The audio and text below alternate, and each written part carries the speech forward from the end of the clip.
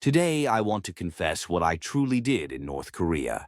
The North Korean hacker groups, the crypto theft, the cyber attacks you hear about on the news behind all of that were people like me. In an underground bunker on the outskirts of Pyongyang, I built AI models, generated deepfake videos, and wrote programs designed to steal your money. I graduated from Kim Il-sung University with a major in computer science and was assigned to an AI development unit under the Reconnaissance General Bureau, North Korea's most feared cyber warfare organization. The algorithms I created were used to attack South Korean exchanges, and the deep learning models I trained produced fake videos that manipulated people and narratives. One day, I used the same technology to calculate my escape route. How far had North Korea's AI progressed? What kind of surveillance did engineers live under? And why did I risk everything, my identity, my safety, my life to cross the border? When I entered Kim Il-sung University, people envied me. Being admitted meant living in Pyongyang, receiving guaranteed rations and being treated as part of the elite. In my second year, we learned Python and C. In the third year, machine. Learning in the fourth year, deep neural networks. Professors were mostly people who had studied abroad, and our textbooks were photocopies of English originals. There was no internet, but an internal network called Kwangmyong allowed access to a limited database of research papers. After graduation, I was assigned to a facility commonly known as Unit 121. My first day, I was taken down to the third basement level, where rows of servers glowed blue and a workstation with 16 NVIDIA GPUs awaited me. The security officer standing behind me said, "You're assigned to the natural language processing team." My task was to build language models that mimicked South Korean writing, used to craft phishing emails, fake identities, and suspicious free conversations. We worked from 7 a. to 11 p.m. Every day, ate simple meals, and weren't allowed to leave even on Sundays. Every Friday, we had a self-criticism meeting. Everything we said was recorded. One day, the engineer next to me disappeared for a week because he left an English joke in a code comment. When he came back, he had lost his voice and his spirit. That's when I realized we were not elites, we were monitored tools. In 2020, I was assigned to research video generation models.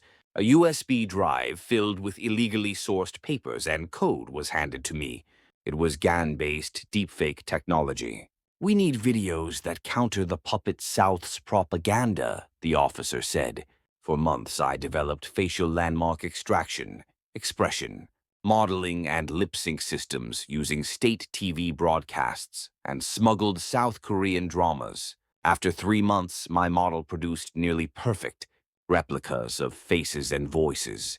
Then came the real assignment photos and videos of defectors' families, accompanied by orders to create videos of them, crying and regretting their lives in South Korea.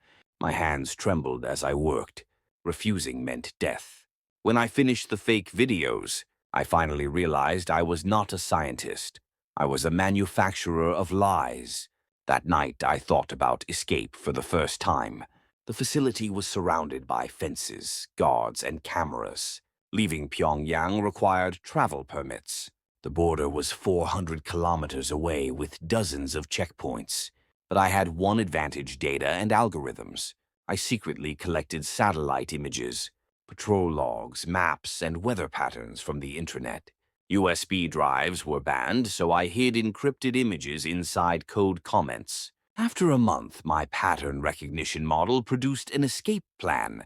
Onsong County, between 3 and 4 a.m. on a crescent moon night, I requested a work trip to Chongjin under the excuse of diagnosing server issues. A week later, I was approved. On the second night of the trip, I slipped away, took a train to Onseong, bribed officers with cigarettes, and walked toward the river.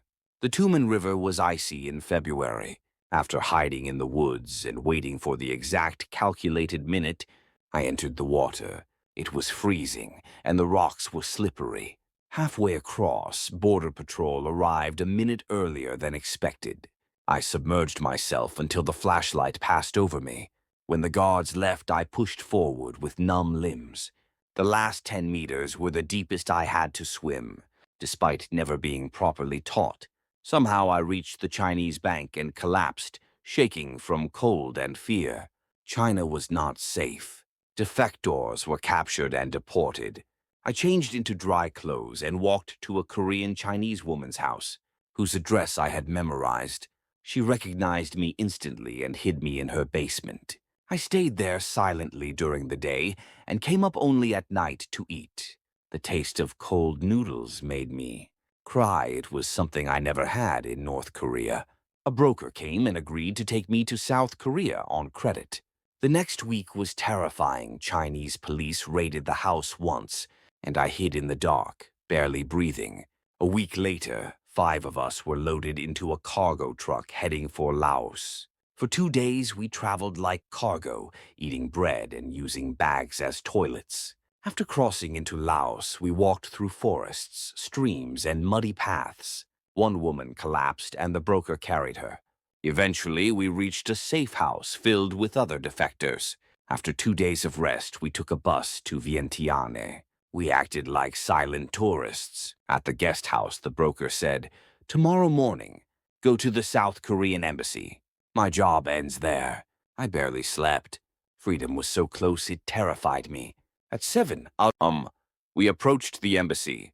When I saw the South Korean flag, tears filled my eyes. We were 100 meters away when Laotian police cars appeared. "Run!" the broker shouted. We ran as the police chased us. The embassy guards opened the gate and shouted for us to come in. A police officer grabbed my jacket. I tore myself free and threw myself through the gate. The guards shut it behind us. For the first time in 40 days, I was safe. A South Korean official approached and said, "Don't worry, you're safe now." I collapsed in tears. 2 years later, I am living in South Korea. After processing, I arrived at Incheon Airport. Hanawon taught me everything: how to use a smartphone, open a bank account, take the subway. My accent made me nervous, afraid people would know where I came from. My government-provided room was tiny, but felt like a palace because it was mine, camera-free. I studied coding again and got a junior developer job after 6 months. My first legal paycheck felt like treasure. I bought a triangle kimbap for 1,800, won something that would have been a month's ration in North Korea. Now I work as an AI engineer, developing medical imaging technology that can save lives. Sometimes I still wake up from nightmares, but when I see the lights of Seoul outside my window, I remember that I am free. I think about my former colleagues still trapped in underground rooms, forced to commit crimes. North Korea's cyber units are real, but the people inside had no choice. I didn't either, but I chose freedom. I lost everything: my home, my identity, my past. I nearly lost my life. But I don't regret it because here I am, human, not a tool. Freedom is not guaranteed for some. It requires everything. Thank you for listening to my story. Please share this so more people can learn the truth about North Korea.